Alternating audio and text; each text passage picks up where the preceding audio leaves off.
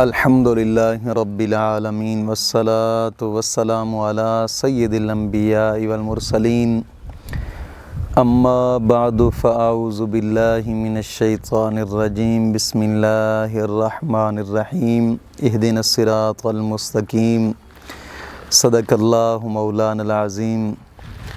روحانی پاورفل وظائف میں سے آج ایک اہم سبق دوستوں کی نظر کرنا ہے۔ ایک دوست فون کر کے اور ایک قرآنی وظیفہ پوچھ رہا تھا محبت کے لیے، تو میں نے چاہا کہ کیوں نہ ہو کہ ویڈیو کی صورت میں دوستوں کے ساتھ شیئر کیا جائے تاکہ اور دوستوں کو بھی فائدہ ہو سکے۔ تو دوستو، ہر وظیفے کی کچھ شرائط ہوتی ہیں، تو آج کے وظیفے کی بھی کچھ شرائط ہیں۔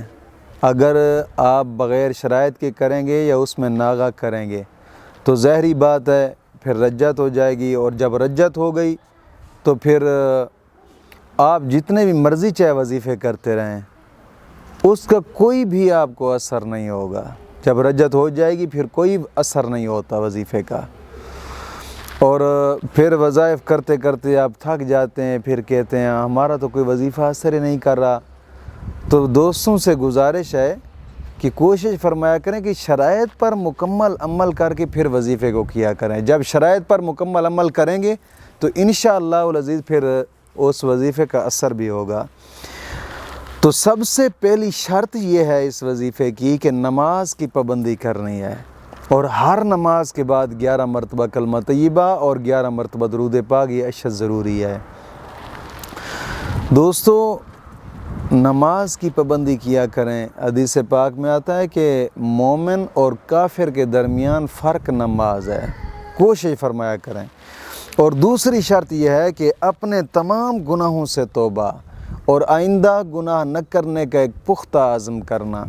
اور تیسری شرط یہ ہے کہ روزانہ کی بنا پہ کم از کم 2 رکوع قرآن پاک کی تلاوت کے لازمی کریں۔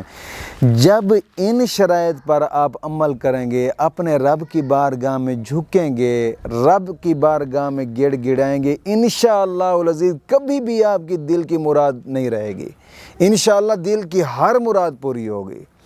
کوشش فرمائیں کہ جائز چیز ہو، جائز چیز اپنے رب کی بارگاہ سے مانگا کریں۔ جائز کام کوئی بھی ہو اس کے لیے آپ وظائف کیا کریں، ناجائز کے لیے کریں گے ایک تو ہماری طرف سے بھی اجازت نہیں ہے، دوسرا آپ کریں گے تو خود گناہ گار ہوں گے۔ کوشش فرمائیں۔ تو آج کا وظیفہ کرنے کا طریقہ کار یہ ہے کہ آپ اگر اس وظیفے کو شادی کے لیے کرنا چاہتے ہیں یا منگنی کے لیے کرنا چاہتے ہیں، یا کوئی جائز محبت ہے، میاں بیوی کی محبت ہو گئی، بیوی نہیں مان رہی، میاں نہیں مان رہا، یا دونوں ایک دوسرے سے روٹھے ہوئے ہیں، یا بہن بھائی ہیں، یا پھر آپ شادی کے لیے کرنا چاہتے ہیں، کہیں شادی کے لیے کرنا چاہتے ہیں لیکن آگے والے وہ مانتے نہیں ہیں، تو پھر آپ اس چیز کے لیے بھی کر سکتے ہیں تاکہ ان کے دل میں محبت پیدا ہو اور ہماری شادی ہو جائے۔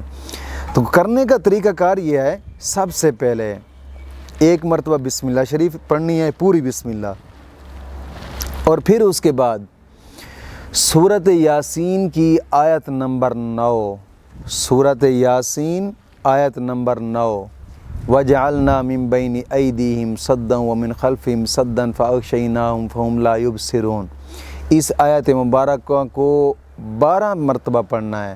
12 مرتبہ پڑھ کر کسی بھی میٹھی چیز کے اوپر دم کر کے ان کو کھلا دیا جائے۔